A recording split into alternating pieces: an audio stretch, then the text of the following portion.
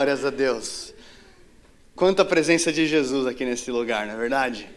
Nós estamos sentindo aqui a presença de Deus. Tem alguém que nos visita hoje pela primeira vez? Você que nos visita pela primeira vez, algumas pessoas. Vamos dar uma salva de palmas de boas-vindas.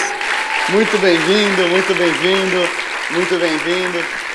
Eu tenho certeza que esse culto vai falar ao teu coração. Nós estamos vivendo uma temporada muito abençoada, não só como Zion Lisboa, mas eu creio que Deus está a fazer algo poderoso na igreja ao redor da Europa. Então, enquanto eu viajo em algumas nações na Europa, os relatos otimistas são sempre os mesmos. Deus está fazendo uma coisa nova. E Deus está fazendo algo novo no continente europeu. E nós carecemos e precisamos da bênção de Deus. A bênção de Deus é algo que nós precisamos não só desejar a bênção do Senhor, mas também orar pela bênção do Senhor, clamar pela presença de Deus, orar para que o Senhor continue nos abençoando. No domingo passado tivemos esse culto de Páscoa, onde recebemos também da bênção de Deus e tivemos a alegria e o privilégio de ver no primeiro domingo os 3 cultos reunidos no mesmo espaço, clamando pela presença de Deus. Tivemos quase 70 crianças na salinha das crianças. Queria dar uma salva de palmas também para os nossos voluntários que servem e fazem acontecer todos esses eventos. Nós realmente recebemos da presença de Jesus. Ontem mesmo, através do Ministério Alcance, que é o nosso braço de evangelismo, 10 pessoas entregaram a vida a Cristo em Lisboa. Você pode aplaudir a Jesus por isso? Glórias a Deus. Isso é um resultado da bênção de Deus e você faz parte disso. E tem um versículo que chama muito a minha atenção, está lá em Provérbios capítulo 10, versículo 22. Provérbios 10, 22, a palavra do Senhor diz: a bênção do Senhor enriquece e não acrescenta dores. Vamos declarar isso junto. Diga: a bênção do Senhor enriquece e não acrescenta dores. Quem pode dizer amém para essa palavra? Eu lembro que quando a Kristen engravidou pela primeira vez, das 4 ou 5 vezes dos filhos que a gente vai ter espalhados aí pelo mundo, amém?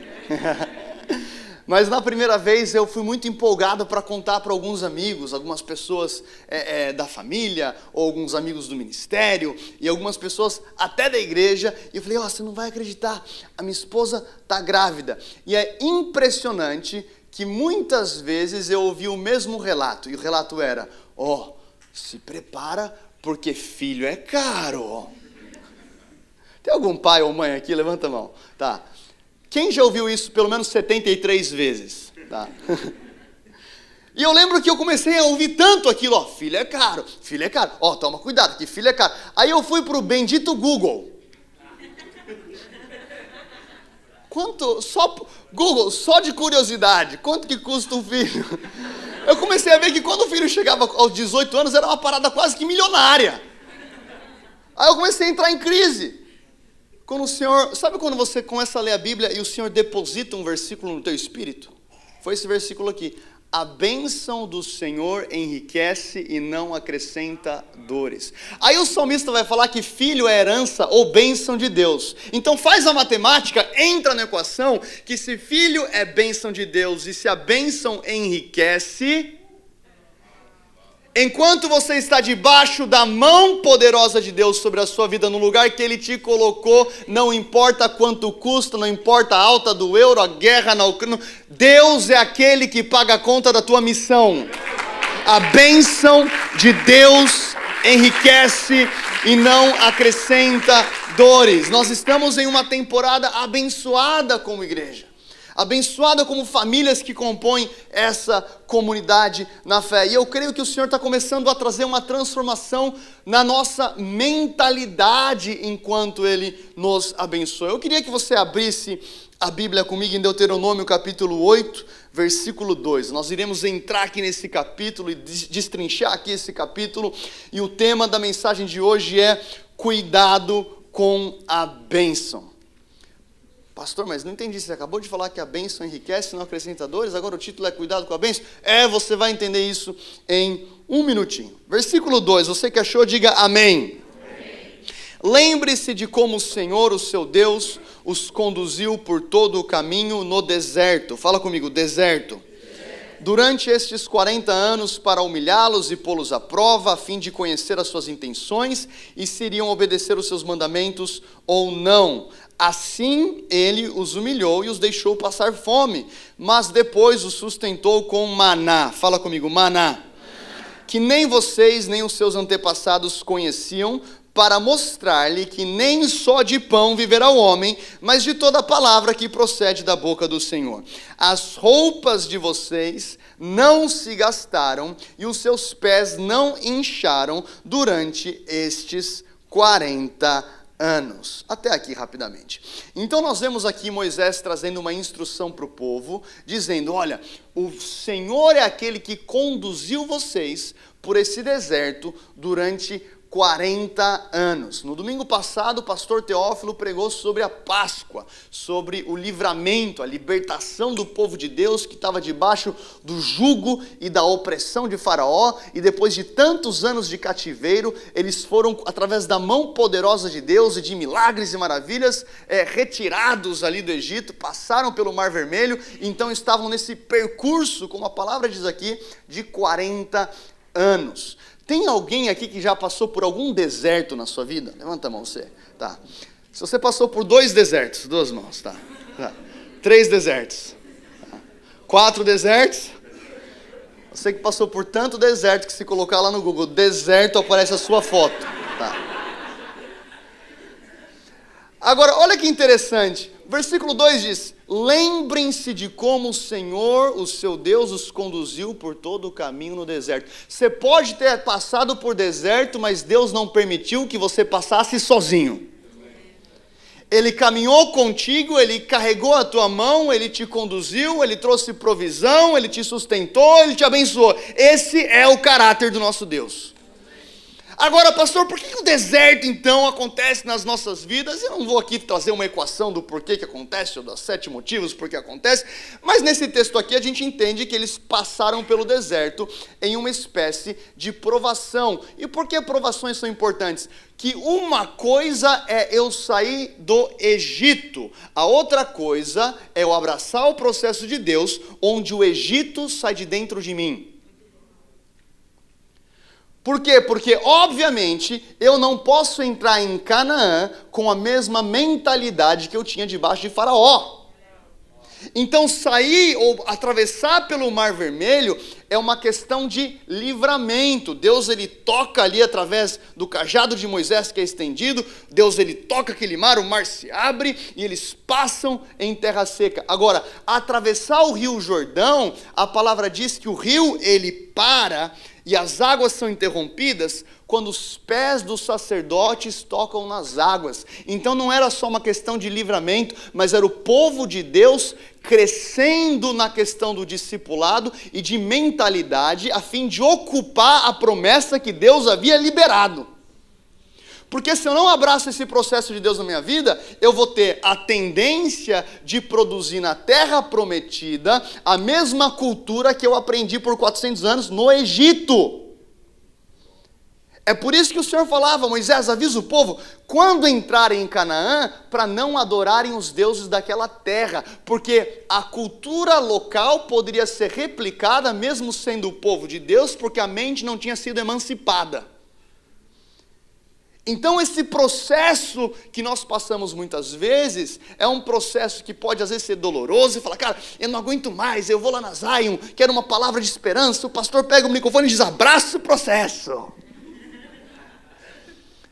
Mas o mais importante é que Deus não te abandona sozinho no meio desse processo, e Ele está purificando você como um ouro numa fornalha. E é interessante no versículo 3, que a palavra diz que depois o sustentou com maná. Fala comigo, maná. Fala comigo, provisão. Quem que ama quando Deus libera provisão sobre a tua vida? Quantos aqui tem milagres de provisões e de testemunhos e coisas que Deus fez? Eu lembro quando o pastor Teófilo me convidou para uma viagem missionária e eu comecei a orar porque eu não tinha o valor da passagem, não tinha o dinheiro, e ele falou assim, preciso da tua confirmação até hoje à tarde. E aí depois eu fui lá e fui almoçar com a minha esposa, e a gente estava comendo, e aí eu fui sair do almoço, e aí a Kristen falou assim, você já conseguiu o valor da passagem? Eu falei assim, ainda não. Então é o seguinte, até hoje você vai conseguir esse dinheiro. Eu falei, amém. Até hoje, 4 e 2. Eu falei, específico isso, né? Eu lembro que eu estava na porta, eu parei, amém?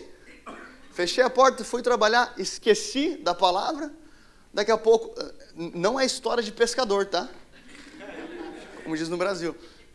Cara, 4 e 1 ou 4 e 2, eu recebo uma mensagem no WhatsApp dizendo, Eduardo, conseguimos aqui um recurso para a sua viagem, pode emitir a passagem, segunda-feira você viaja com o pastor Teófilo. Fala comigo, maná. Não é bom quando cai do céu? Quando cai do céu provisão, cuidado, sustento, e eu quero declarar sobre a tua vida, nessa temporada, o cuidado de Deus, a provisão de Deus, portas abertas de Deus sobre a tua casa, sobre a tua vida, sobre a tua família, em nome de Jesus. Então eu olho para esse povo e penso, Senhor, que povo abençoado. Não só porque eles tinham um Senhor, mas para pensar que eles eram os únicos povos, o único povo da terra que tinha acesso àquilo. Hoje, graças a Deus, na dispensação da graça, esse evangelho nos atingiu como gentios. Nós temos aqui pessoas de diferentes nacionalidades que foram alcançadas através do amor de Jesus, que foi liberado sobre as nossas vidas na dispensação da graça. Agora, naquele tempo, essa aliança que foi fornecida a Abraão era específica para Israel, então era um povo que era diferenciado. O pastor Teófilo falou no domingo passado da distinção. Quem que lembra disso? Você passa uma linha no chão, tem uma distinção, aquele que é o povo de Deus, aquele que serve a Deus e o mundo. Hoje essa distinção é aquele que tem Jesus no coração e aquele que não tem. Então eu olho para esse texto aqui e eu falo, que povo abençoado. Recebe maná, passa pelo Mar Vermelho, recebe provisão. A palavra diz no versículo 4, as roupas de vocês não se gastaram e os seus pés não incharam durante 40 anos. 40 anos sem gastar roupa, meu irmão. Para pensar nisso. Outro dia um amigo meu comprou uma roupa, não vou falar a loja aqui que ele comprou, aí ele lavou. Ele falou, Eduardo, a roupa secou tanto que não dá nem para usar na igreja, que se eu levanto a mão para adorar, mostra aquele abdômen definido, né, Lira? Opa! Depois faz esse corte. As roupas não se gastaram. Cara, ele tá ali. Cara, 40 anos. Imagina você tá com roupa, lava 40 anos e não gasta. Essa é a mão de Deus sobre as nossas vidas. Pastor, então ora para minha... Não, vou orar para que Deus trazer provisão para você comprar roupa nova também, em nome de Jesus. Não precisa ficar 40 anos usando a mesma roupa. Mas eu vejo aqui que era um povo diferenciado. Aí você pode pensar, que bênção, olha, essa distinção, essa presença de Jesus. O povo então estava alegre, contente, felizes para sempre. Mas olha o que a palavra vai dizer lá em Números 21:5. Números 21:5. A palavra diz, e falou quem? O povo. E falou contra Deus e contra Moisés, dizendo, por que vocês nos tiraram do Egito para morrermos no deserto? Não há pão e não há água, e nós detestamos esta comida miserável. O primeiro ponto da minha mensagem de hoje é, lute contra a murmuração. E se você é humano e respira, o inimigo vai tentar te atacar para que eu e você sejamos pessoas que murmuram. Então eu estou falando de um povo extremamente abençoado, onde a soberana e poderosa mão de Deus estava sobre eles. Agora eles estão vindo para Moisés, dizendo, Moisés, por que você nos tirou do Egito? Em outros textos você vai ver o povo falando, olha, a gente está com saudade da carne do Egito, da cebola do Egito. Quem que tem saudade de cebola, meu irmão? Você pode perceber que o inimigo quer que você lembre de coisas que Deus já te libertou. A gente está com saudade da cebola, do alho, da carne. No Egito a gente podia fazer isso. Vocês esqueceram que eram escravos no Egito? Vocês esqueceram que não tinham liberdade no Egito? Esqueceram que vocês estavam bem longe da terra prometida no Egito? Então é tempo de parar e começar a lembrar das coisas que Deus já fez na tua vida. Lembra de cada provisão, lembra de cada socorro, lembra de cada momento de angústia que Ele tocou o teu coração e trouxe salvação, trouxe alívio, trouxe comunidade, trouxe provisão. Esse é o nosso Deus. Agora esse povo diz: por que vocês nos tiraram do Egito? Não há pão, não há água, e nós detestamos esta comida miserável. Pastor, mas não tem problema falar isso, porque... Não, tem algo mais profundo do que isso, porque além do maná representar comida, o maná também representava provisão. E com provisão eu tenho que ser grato e não murmurar. Agora, além do maná representar provisão, o maná apontava profeticamente para Jesus. Quando nós olhamos para João capítulo 6, o povo diz para Jesus no versículo 30, então lhe perguntaram, que sinal miraculoso mostrarás para que vejamos e creiamos em ti? O povo não queria Jesus, queria ver milagre. E é grande verdade que muitos de nós fomos atraídos para a presença de Deus, precisando de um romper, não é verdade? Deus, agora eu estou todo largado, eu preciso da tua mão de poder. E Deus é tão bom que Ele faz acontecer. O povo está diante de Jesus dizendo, Jesus, qual que é o sinal miraculoso? Qual que é o milagre que a gente vai ver? E Jesus diz, o povo diz, 31, os nossos antepassados comeram maná no deserto, como está escrito, Ele lhes deu a comer o pão do céu. E declarou-lhes Jesus, digo-vos a verdade, não foi Moisés quem lhes deu o pão do céu, mas é o meu Pai quem lhes dá o verdadeiro pão do céu. Pois o pão de Deus é aquele que desceu do céu e dá a vida ao mundo. Disseram eles, Senhor, dá-nos sempre desse pão. Então Jesus declarou, eu sou o pão da vida. Aquele que vem a mim nunca terá fome, aquele que crê em mim nunca terá sede. Esse é o nosso Jesus. Então, quando eu murmuro e reclamo contra o maná, eu também estou murmurando contra o Senhor e contra a obra dele na minha vida. Então, uma das coisas que nós precisamos engajar nessa temporada, enquanto Deus nos abençoa como igreja, e tem expansão, e tem crescimento, e 10 almas são salvas ontem, e aí tem batismo nas águas, e aí tem as crianças, e mover, milagre, maravilha, glórias a Deus. Agora, proteja a tua boca. Vira para o teu irmão e fala assim, proteja a tua boca de toda murmuração. Todos nós lutamos contra isso. Todos nós lutamos contra a reclamação. Todos nós temos muitas vezes a tendência de olhar para o copo meio vazio. Mas é isso. Mas é aquilo. E eu fico olhando às vezes na internet. Você olha, meu irmão, você vai lá para o Twitter e começa a ver o tanto de crente que a única coisa que sabe fazer é criticar. Eu sei que não tem ninguém aqui assim. Fala comigo, ufa. Por pouco, hein, mano? Mas o cara não evangelizou ninguém, não batizou ninguém, não discipulou ninguém. Qual que foi a última vez que orou por um enfermo? Mas tá lá, especialista em criticar a igreja. PhD. Daqui a pouco vamos colocar no Instagram. PhD em criticar igrejas. Então nós temos que, de um lado, estar nesse lugar da bênção de Deus, mas também precisamos entender que quando a bênção de Deus vem sobre as nossas vidas, nós precisamos proteger a nossa boca de murmuração. E murmuração é uma parada que é contagiosa. Não é verdade? Você começa, eu sei que nunca ninguém andou aqui com alguém que murmura.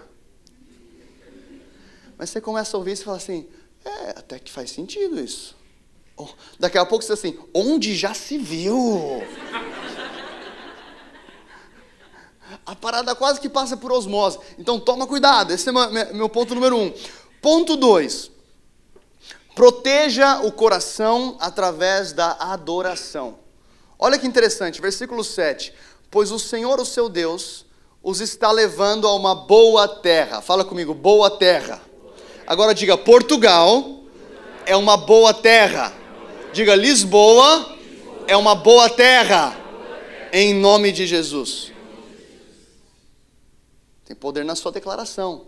Ah, mas Lisboa é isso, Portugal é isso, não sei o que, da burocracia. Meu irmão, aqui nós profetizamos que a terra é boa. A terra mana leite e mel. E os gigantes a gente vai devorar pelo pequeno almoço. A gente vai devorar. Ah, mas não tem problema. Deus não está restrito às nossas condições terrenas, e Deus tem um propósito para Portugal, e é tempo da igreja se levantar com autoridade e dizer, a terra é boa, é terra de avivamento, é terra de mover de Deus. Deus não terminou aquilo que Ele tem para a Europa, aleluia! A terra é cheia de riachos e tanques de água, fontes que jorram nos vales e nas colinas, terra de trigo, de cevada, videira, figueira, romanceira, azeite de oliva e mel. Versículo 10. Depois que tiverem comido até ficarem satisfeitos, alguém diz amém aí para isso? Amém. Louvem o Senhor, o seu Deus, pela boa terra que lhe deu. Até aqui. Olha que coisa interessante, quando vocês estão indo para uma terra boa, eu vou conduzir vocês da escravidão para passar por um processo, e vocês irão entrar numa terra que mana leite e mel, diferente do deserto. Aqui na terra que mana leite e mel não tem maná. Por que não tem maná? Você vai ver em Josué, a palavra diz que quando o povo entrou na terra prometida, o maná cessou. Fala comigo, o maná cessou. Por que isso é importante? Isso quer dizer que Deus está tirando o povo de uma temporada de sobrevivência e levando agora o povo para uma temporada de governo. Onde não vai ter mais a provisão diária que vem do céu, mas eu dou a vocês capacidade de produzir nessa terra. Deus está liberando sobre a nossa igreja capacidade de produzir nessa terra. Pastor, o maná é ruim? É claro que não é bom, mas Deus te coloca numa terra onde você consegue plantar, semear, trabalhar na terra, orar pela chuva, a chuva de primavera para que faça parte da colheita. A terra é boa. É uma transição de uma temporada de sobrevivência para uma temporada de governo, uma temporada de ocupação. Então Deus está falando para o povo, quando a temporada de abundância chegar e vocês comerem até ficarem satisfeitos, louvem a Deus. O que eu entendo nesse texto? Que a adoração vai proteger o meu coração e o teu coração no momento da abundância. Porque no momento da escassez a nossa oração é muito clara. Deus, faz um milagre. Deus, eu preciso de ti. Ó Senhor, se não for a tua mão de poder, olha, está tudo indo mal. Muito mal.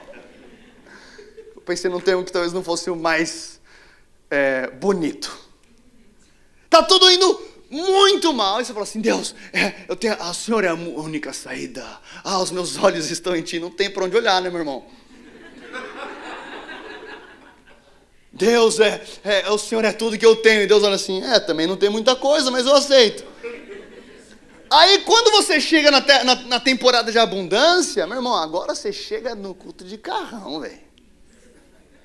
Vim pro altar com o meu terno da Armani. Ficar prostrado aqui, vai que vai dar aquela massagem. Que aí, você fica o quê? Muito chique para se quebrantar. Então, o que Deus está falando para o povo? Quando estiver na abundância, não esqueça de quem fez acontecer. Louve o Senhor. Por quê? Porque a adoração vai tirar os teus olhos das bênçãos e colocar o teu olhar no lugar certo. Deus tem a ver com a tua presença. Eu te adoro. Eu adoro a tua presença. Eu adoro o teu nome. Eu amo o teu nome. Eu amo a tua glória. Senhor, eu te louvo. Eu te adoro. Esse é o poder da adoração. Aí lá no versículo 11, tenham cuidado de não esquecer do seu Deus, deixando de obedecer os seus mandamentos, as suas ordenanças, que hoje eu lhes ordeno. Então é mais fácil a gente esquecer de Deus no momento de abundância. E por que eu falo isso? Eu estou vendo algo acontecer? Não, é um pressentimento espiritual e uma convicção de onde que o Senhor tem nos apontado como igreja. Prepara para a bênção. Amém? Amém. Ah, pastor, mas agora eu estou até com receio, eu nem quero ser tão abençoado assim para... Não é isso. Eu só quero o suficiente para sobreviver. Qual que é a média? A média é 7, eu quero tirar 7,1. Não é isso que eu quero dizer. O que eu quero dizer é, abrace um processo de discipulado e transformação, onde o Senhor pode prosperar a tua vida, mas aquilo não vai afetar quem você é. Tem gente que fala assim, fulano ganhou muita grana e ele mudou, viu? O dinheiro mudou. Não mudou não. Só revelou aquilo que já estava dentro. Só trouxe para fora. Mas se eu abraço esse processo de transformação, de adoração, protejo a minha boca, Deus pode confiar. Aí você vai ver lá no versículo 12, não aconteça que depois de terem comido até ficarem satisfeitos, alguém diga amém para isso de novo, muito versículo profundo, de terem construído boas casas e nelas morado, de aumentarem os seus rebanhos, fala comigo, multiplicação, aumentarem a sua prata, o seu ouro e todos os seus bens, que o seu coração fique orgulhoso, e vocês se esqueçam do Senhor, do seu Deus, que os tirou do Egito, da terra da escravidão. Versículo 17, não digam em seu coração, a minha capacidade e a força das minhas mãos ajuntaram para mim toda essa riqueza. Mas lembrem-se do Senhor, do seu Deus, pois é Ele que lhes dá a capacidade de produzir riqueza. Repita comigo, Ele que me dá a capacidade de produzir riqueza. Qual que é o meu ponto 3 aqui? Ser humilde e dependente. Olha que interessante, o versículo 14, no versículo 12 e 13, o Senhor diz, quando aumentar o rebanho, quando aumentar o ouro, quando aumentar a prata, quando eu te prosperar, que o seu coração não fique orgulhoso. Não aconteça que o seu coração fique orgulhoso e vocês se esqueçam do Senhor, do seu Deus que os tirou do Egito. A palavra vai dizer o seguinte, que Deus se opõe ao orgulhoso, mas Ele concede graça ao humilde. Quando eu começo a ficar orgulhoso daquilo que Deus fez na minha vida, eu escolho lutar contra Deus. Mas eu quero subir. Na Bíblia eu também conheço alguém que queria subir muito. Está lá em Isaías 14. Alguém que queria subir tanto, que queria ser como Deus. Toma cuidado, meu irmão. E aí tem gente que fala assim, não, mas fica tranquilo, que Deus não vai te promover sem antes tratar o seu caráter. Mentiram. Me mostra na Bíblia que isso existe. Como assim, pastor? Vamos lá, olha para a vida de Saul. Saul foi promovido ou não foi promovido? Virou rei, tratou o caráter ou não tratou? Não tratou. Aí Deus fala assim, Samuel, seguinte, esqueça Saul, porque eu já levantei um homem segundo o meu coração. Ou seja, o plano de Deus vai continuar a acontecer com você ou sem você, comigo ou semigo. Vai acontecer.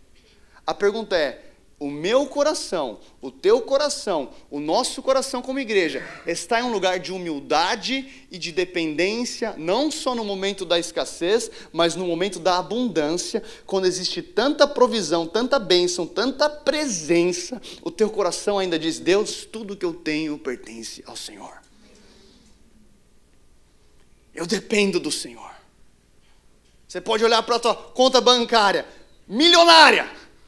Tem algum empresário aí, alguém que tem chamado empresário, pode levantar assim, declaro essa onda de bênção sobre as empresas de Portugal, sobre a tua vida. Deus é aquele que te dá a capacidade de produzir riqueza.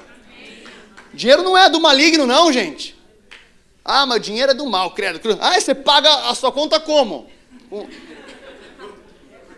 Lamás, você chega pro garçom, quanto que deu? Deu tanto, ó, o preço foi pago, viu, Lamás? Tem gente que é tão espiritual, que quer ficar orando o dia inteiro.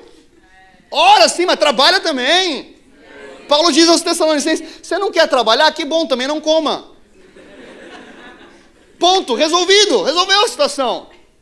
Outro dia chegou um jovem para mim numa conferência no Brasil e falou assim, pastor, ó, eu não tenho chamado para trabalhar. Eu falei, conta-me mais sobre isso.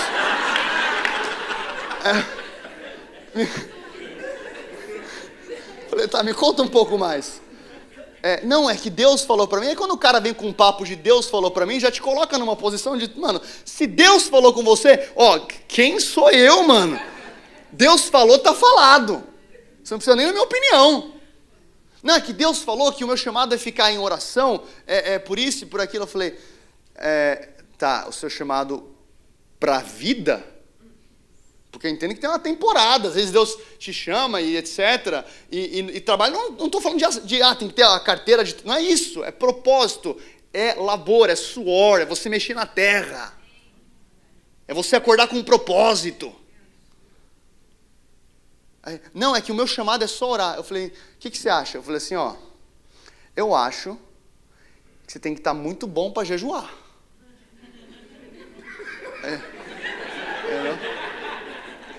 Ele falou, por quê? Porque aquele que não trabalha também não coma. Mas como assim? Eu falei, está na Bíblia. Aproveita que você está orando bastante, lê a Bíblia também. Eu nunca mais fui convidado para pregar naquela igreja, mas o meu papel eu fiz. A mãe do menino não aguentava mais. Então nós vemos aqui que Deus é aquele que dá a capacidade de produzir riqueza. Tem ideias criativas que não vêm porque você é super inteligente, é Deus que te dá ideias criativas. A maneira que você se comportou numa reunião, a maneira que você se comportou numa reunião de negócios, na apresentação de emprego, a maneira que você vende um conteúdo, a maneira que você tem criatividade, que você desenha bem, não é teu, é de Deus. Por que isso aqui é tão importante? Porque o Senhor está falando assim, não se esqueça que é o Senhor que te dá a capacidade. Você não consegue sozinho. Sabe por que você é tão abençoado? Não é porque você é super ungido. É a graça de Deus na tua vida. É o favor de Deus na tua vida. É a bênção de Deus na tua vida. É o amor de Deus na tua vida. É a força de Deus na tua vida. É isso que faz a diferença. Então, quando você estiver contemplando todos os milagres de Deus na tua vida, lembre-se que o Senhor que te deu essa capacidade. Isso vai te deixar num lugar bem humilde. E vai guardar também o meu coração. Abre comigo agora em Marcos capítulo 6. Marcos capítulo 6. Versículo 1. A palavra diz, Jesus saiu dali e foi para a sua cidade, acompanhado dos seus discípulos. Quando chegou o sábado, começou a ensinar na sinagoga, e muitos dos que ouviam ficavam admirados. Diga comigo, uau! De onde vêm essas coisas? Perguntavam eles. Que sabedoria é essa que lhe foi dada? E esses milagres que ele fez?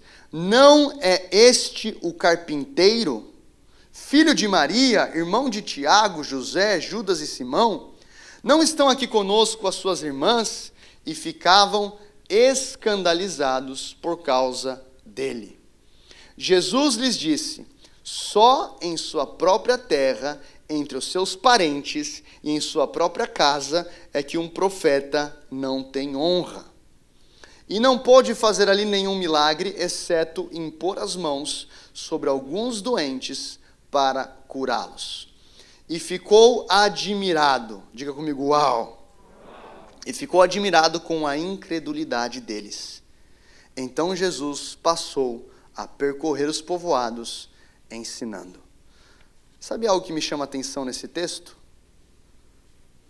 É que Nazaré, mais do que as outras cidades, eles estavam tão habituados com Jesus, que o viam mais como filho do carpinteiro, do que como filho de Deus. Então, em meio a tanta bênção, em meio a tanto milagre, em meio a manifestações da glória de Deus, não acostume-se com Jesus. Esse é meu quarto ponto. Não acostume-se com Jesus. Porque existem momentos onde nós temos um encontro com Deus e nós estamos naquele momento de primeiro amor. Onde você fala, Senhor, eu quero ficar na tua presença. Eu quero ficar na tua casa. E aí nós adoramos e você vem para todo apelo porque você quer mais Jesus. Toda mensagem está boa porque para o faminto até o amargo é doce. Todo louvor é profundo porque você está faminto por Jesus. Só que você vai se alimentando e ganhando mais discernimento espiritual, e junto com o discernimento espiritual vem um espírito crítico. Não, mas hoje não foi tão assim. Não sei, hoje não foi tão assim. Não. E vai perdendo aquele zelo. Eu lembro até hoje, primeira escola de missões 21 Project, que hoje é o Greenhouse, que a gente fez em 2017, lá na Dunamis Farm, no Brasil. Nós levamos uma jovem, uma menina de Moçambique, a Tamashi. Nem sei se ela estava lá, Paulão. A Tamashi está lá ainda? Está lá? Tá, mas está. Saiu da base, mas está com Jesus. Amém, glórias a Deus. Essa moçambicana foi para a escola missionária e, cara, foi uma luta para fazer aquela escola acontecer, porque o pastor Teófilo, ele é mais um apóstolo do que um pastor. Só que a gente não usa a questão dos termos. Então é aquele negócio, compra a fazenda, aí compra uma fazenda, milagre, atrás de milagre, não sei o quê. Aí ele vira assim, então agora vamos fazer uma escola missionária. Aí eu olhava para a fazenda, tipo assim, sério? Daqui a uns 3 anos? Não, em julho. Tá, mas assim, como assim em julho? Não, a gente vai reformar. Apóstolo é tipo reformar, construir, quebra tudo, levanta de novo, vamos para cima. E eu assim, pastor, eu não quero ser o cara contra a sua fé, mas assim, a gente tá um pouco atrasado. Não, vai dar. Vamos lá, vai dar. E a gente começa, cara, a reforma eram quantas casas? Sei lá, 42 casas, não sei quantas, tinham 42 casas lá. Aí começa a reformar, pintar, e aí o Lira foi aluno nessa escola também, foi lá que a gente se conectou. E a gente jogando brita nas ruas cheias de lama, cara, uma bagunça. E o tempo foi chegando, última semana antes da chegada dos alunos, eu estou lá treinando a equipe, o staff, que era eu e mais 15 pessoas, para receber, sei lá, 200 e poucos missionários. E eu estou no treinamento com o staff, tipo assim, o treinamento era, Senhor nos dê graça, Senhor nos dê misericórdia. Tinha pedreiro colocando janela, tinha pedreiro pintando a casa. Os caras iam chegar em 3 horas, tinha gente pintando a casa. Eu assim, Senhor, se a tua mão não estiver conosco nessa escola. Aí daqui a pouco chega o Paulão, vem correndo. Eu preciso falar com você. Eu falei, Paulão, estou aqui treinando o meu staff muito grande. Não, mas é um pouco urgente. Eu falei, pessoal, espera um pouquinho. Eu fui lá falar. Eu falei, o que foi, Paulão? Então, tá faltando umas camas. Eu falei, como assim faltando umas camas? A gente comprou as camas exatas? Não, tá faltando algumas. Tá, pela cara que eu tava vendo, não era tinha algumas quantas. Ele, 72.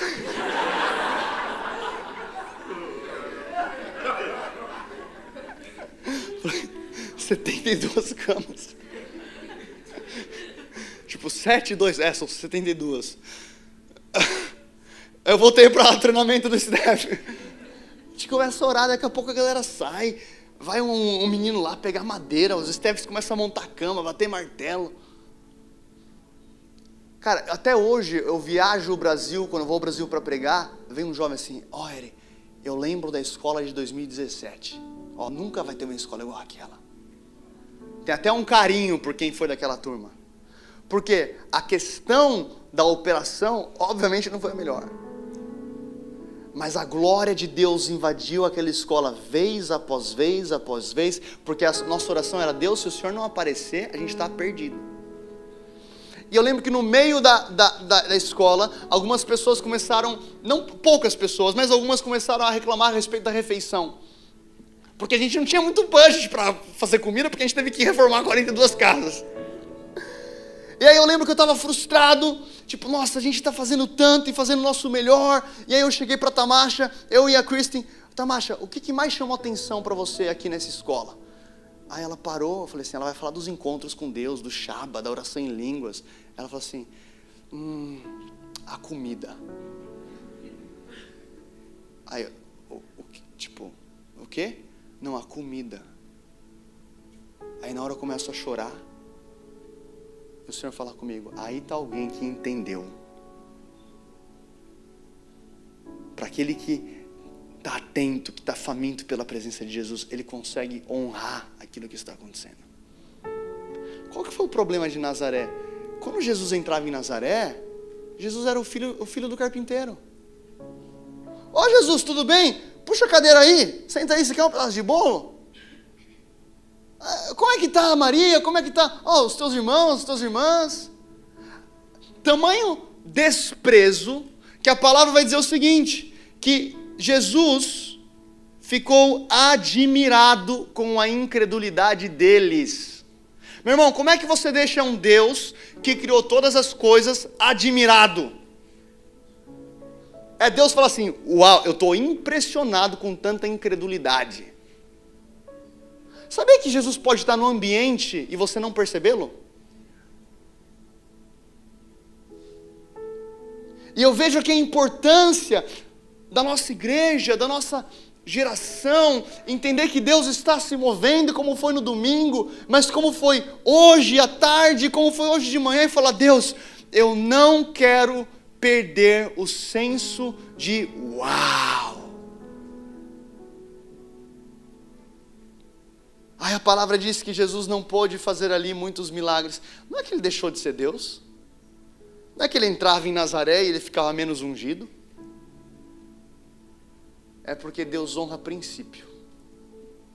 E sim, ele é soberano e faz do jeito que quer, a hora que quer. Às vezes ele rompe as próprias estruturas, como foi o encontro que Jesus teve com Saulo. Mas em Nazaré, Jesus não operou muitos milagres. E a palavra vai dizer que, exceto impôs as mãos sobre alguns enfermos e os curou. Esse era um dia ruim do ministério de Jesus. Jesus, como é que foi o alcance hoje? Já foi ruim, só teve umas curas, uns paralíticos levantaram, uns mudos falaram, mas assim, não foi tão bom. Esse é o nosso Jesus. Só que eu quero concluir com uma outra passagem. Mateus capítulo 8, abra comigo Mateus capítulo 8, versículo 5. Aqui Jesus está em outra cidade. E a palavra diz: entrando Jesus em Cafarnaum. Fala comigo, Cafarnaum. Dirigiu-se a ele um centurião, pedindo-lhe ajuda, e disse: Senhor, o meu servo está lá em casa, paralítico e em terrível sofrimento. E Jesus disse: eu irei curá-lo. Vamos parar aqui. Meu irmão, se Jesus vira para você e fala assim: eu vou à tua casa, o que você faz? Você fala amém para isso? Jesus, eu te dou uma boleia, entra aí. Vamos rápido. Eu já ia ligar, prepara alguma coisa aí que Jesus está chegando. Jesus, ele fala para aquele centurião: eu irei curá-lo, eu vou para a tua casa, eu vou fazer algo lá na tua casa.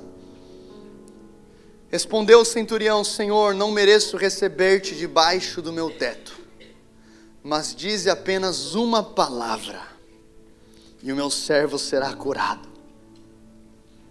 Pois eu também sou homem sujeito à autoridade, com soldados sobre o meu comando. Eu digo a um: vai, ele vai, a outro: venha, e ele vem. Digo ao meu servo: faça isso, ele faz. E ao ouvir isso, Jesus admirou-se e disse aos que o seguiam: digo-lhes a verdade, eu não encontrei em Israel ninguém com tamanha fé. Agora era um centurião. E esse centurião, ele tem um encontro com Jesus, e diferente da recepção que eles tiveram, que Jesus e seus discípulos tiveram em Nazaré, esse centurião, ele honra Jesus. Não com algo material ou algo físico, ele honra com a sua postura de reverência. E quando Jesus diz, eu irei até a tua casa curar esse paralítico, ele fala assim, não, eu não sou nem digno que você entre na minha casa, mas eu também sou um homem de autoridade, eu digo para o soldado vai, ele vai, eu digo venha, ele vem, eu digo faça isso, ele faz isso, então eu creio que se o Senhor apenas falar uma palavra, ele será curado. E a palavra diz que Jesus admirou-se. Jesus, ele fica admirado na Bíblia únicas 2 vezes. Em um momento, é por pouca fé e por pouca reverência. Em outro momento, é por tamanha fé e extrema reverência. E a palavra vai dizer no versículo 13, então Jesus disse ao centurião, vá, como você creu, assim lhe acontecerá. E na mesma hora, o seu servo foi curado. Não se acostume com a presença de Jesus. Proteja a tua boca da murmuração. Guarde o teu coração através da adoração. Em meio às bênçãos, continue humilde, continue dependente e não entre no piloto automático. Que nós sejamos uma igreja que não tem a postura de Nazaré. Qual que é a postura de Nazaré? É só mais um culto. É só mais uma música, é só mais uma conferência, é só mais um link, é só mais isso, é só mais aquilo, levanta a mão, ora, não. Nós queremos ter o zelo e a reverência daquele centurião. Senhor, quem sou eu? Quem sou eu? Mas eu sei que o Senhor é tão poderoso que se o Senhor liberar uma palavra, algo acontece lá na minha casa. Você percebe que esse centurião, ele tem tamanha fé que ele leva o nível de operação de milagres de Jesus para um outro patamar?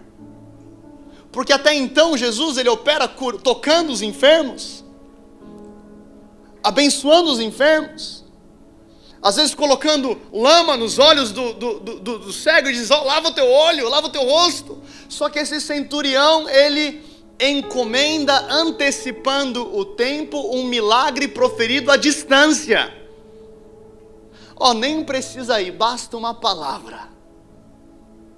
Eu sou homem de autoridade, eu entendo. Quando eu falo para um soldado vai, ele vai. Eu sei que se o Senhor falar alguma coisa aqui, no mundo espiritual acontece alguma coisa. Quando você entra com fé, com expectativa, com reverência na presença de Deus, você lança suas orações aos céus e algo acontece nessa atmosfera. Você pode estar aqui, Deus está operando na tua casa. Você pode estar aqui, Deus está operando no teu trabalho. Você pode estar aqui, Deus está operando na tua nação. Você pode estar aqui, Deus está operando no Porto, em Madrid. Quando Deus levanta uma geração com reverência, uma geração com a revelação daquilo que Jesus é, uma geração que não está apenas afim dos milagres, mas da presença de Jesus, essa geração começa a viver mais e mais e mais e mais milagres e maravilhas, e Jesus diz para esse centurião, como você creu, assim acontecerá. Eu quero declarar sobre a tua vida, como você creu, assim acontecerá. Eu quero declarar sobre a sua vida